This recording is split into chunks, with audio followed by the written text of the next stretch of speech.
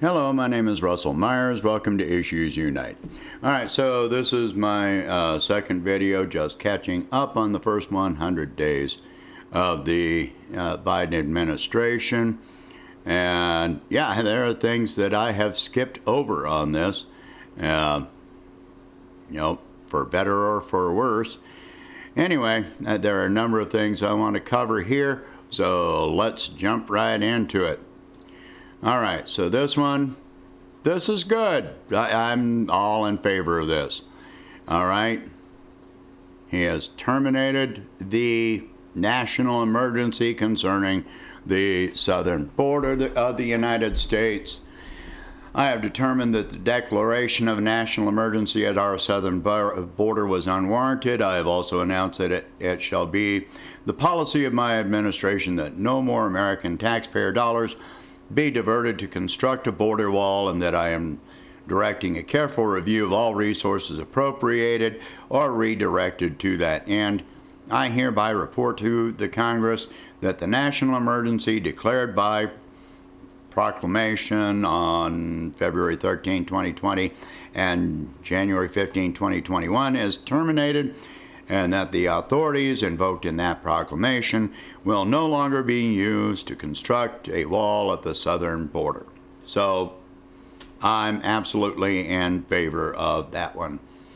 That was just foolish. It was a waste of resources. It was racist.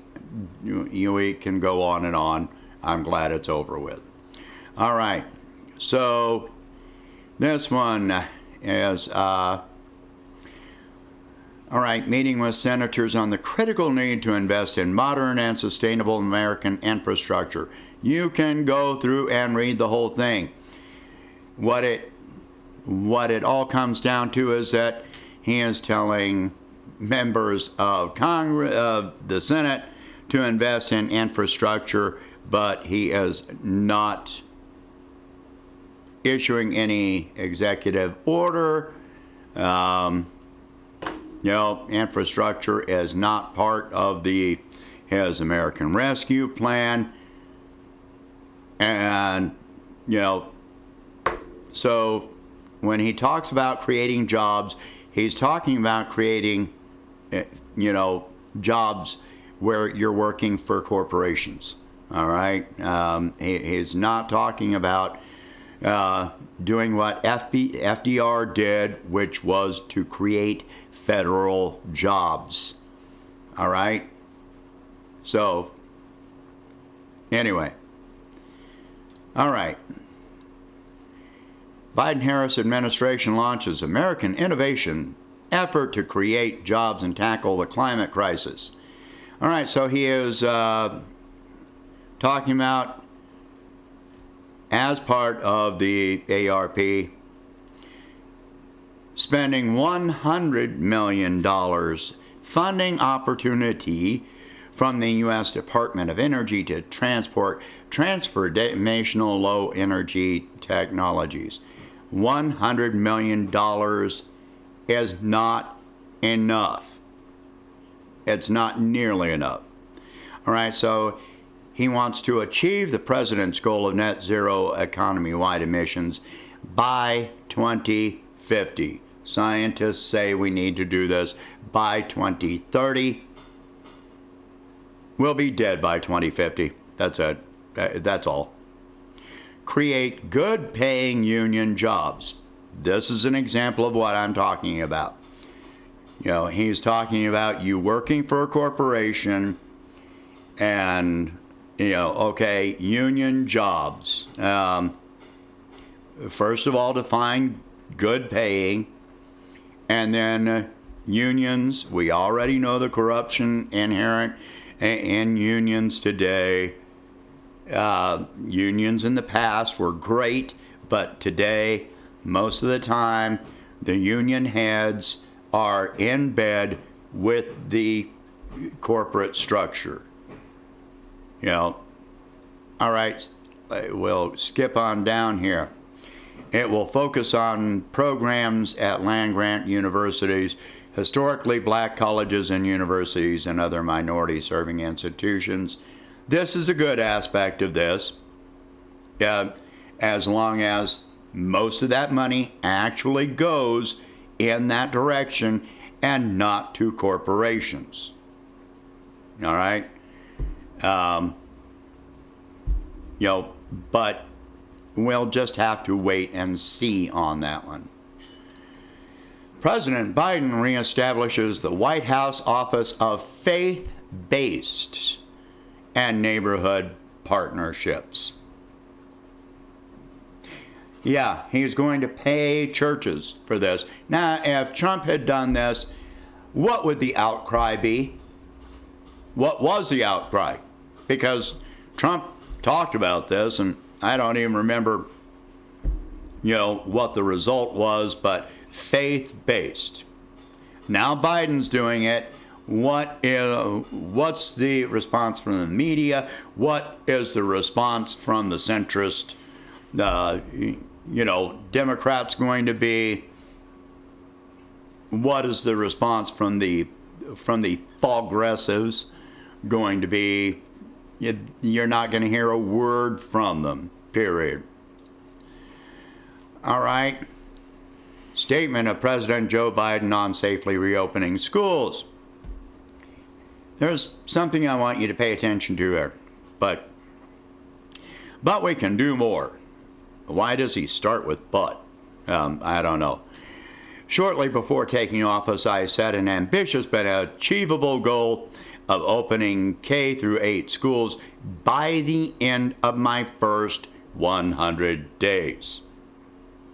I've said all along that this is a national imperative, one that can only be achieved if Congress provides states and communities with the resources they need to get it done safely through the American Rescue Plan. I'm sick of this advertising for the American Rescue Plan. Just get something done, but opening schools has been tried, and look what happens every time. We wind up with a worsening crisis. All right, here's something else. Yeah, moms and dads are exiting the workforce in astonishing numbers in order to care for and manage the school experience for their children at home, hindering their own opportunities and further undermining the health of our economy. Then maybe you should be supporting them. You think? What he's talking about is the corporations are suffering a loss of profit because people want to stay home instead of putting themselves, their families, at risk. All right? But he wants you to go back to work for the corporations. So here's what I want you to pay attention to. All right? So the best scientific evidence on how to reopen schools safely. These scientific guidelines tell us that our schools are safer when we have appropriate distancing in classrooms and on school buses, when masks are worn consistently and properly, when hand washing occurs regularly, and when we are able to effectively respond to cases through testing and contact tracing, and when we follow other recommended steps. To meet these guidelines, some schools will need more teachers and support staff to ensure smaller class sizes, more buses and bus drivers to transport our kids safely, more spaces to conduct in-person instruction, and more protective equipment, school cleaning services, and physical alterations to reduce the risk of the spread of the virus. Now, he mentions physical alterations, but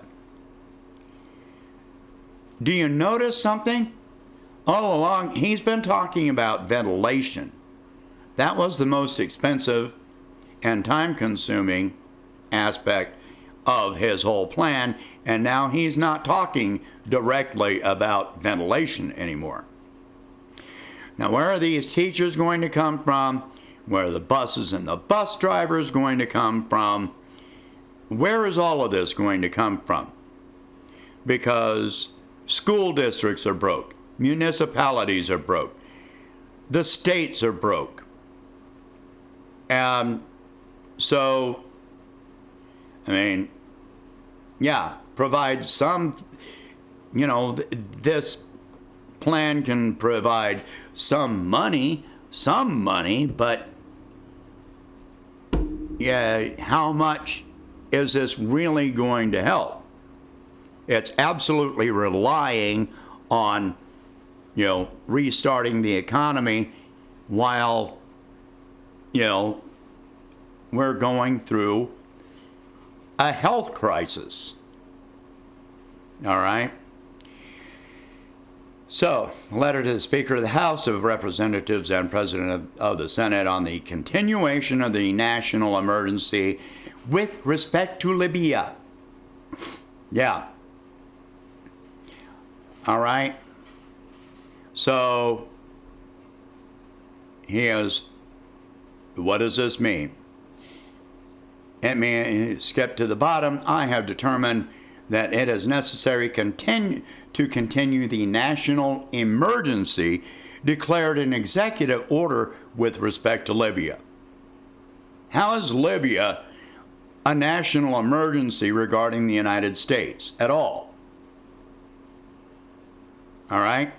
Because many of these divisions relate to access to resources, a serious risk remains that if not protected, Libyan state assets will be misappropriated by parties determined to undermine the ongoing United Nations peace process,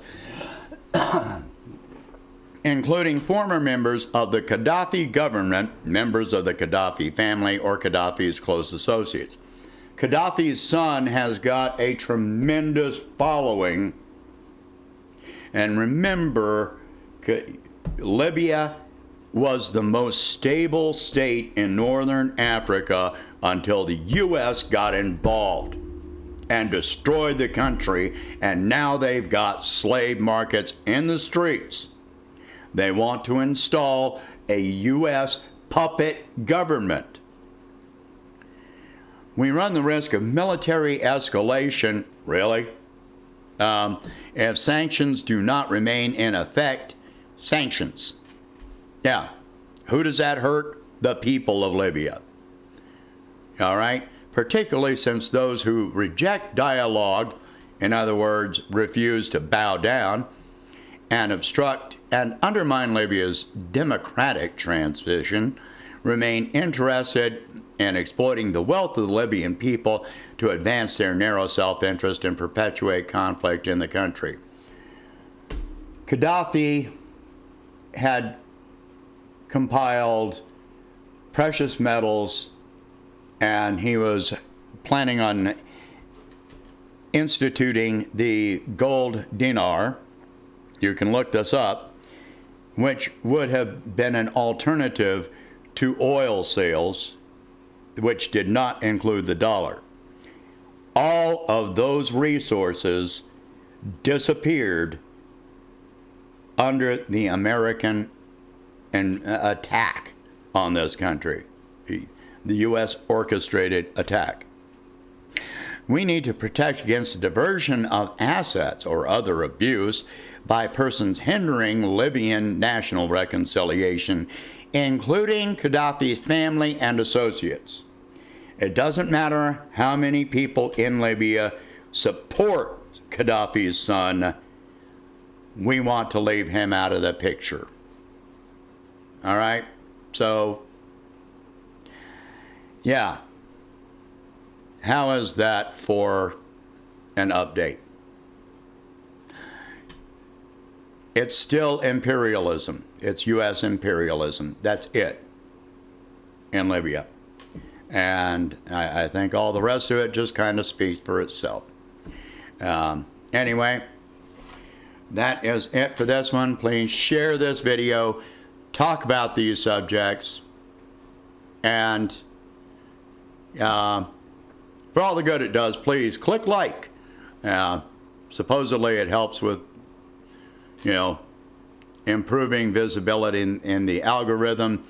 I'm not sure that my channel is going to rise anywhere in the algorithm because it's not advertiser friendly, and you know, it's not algorithm friendly for Google.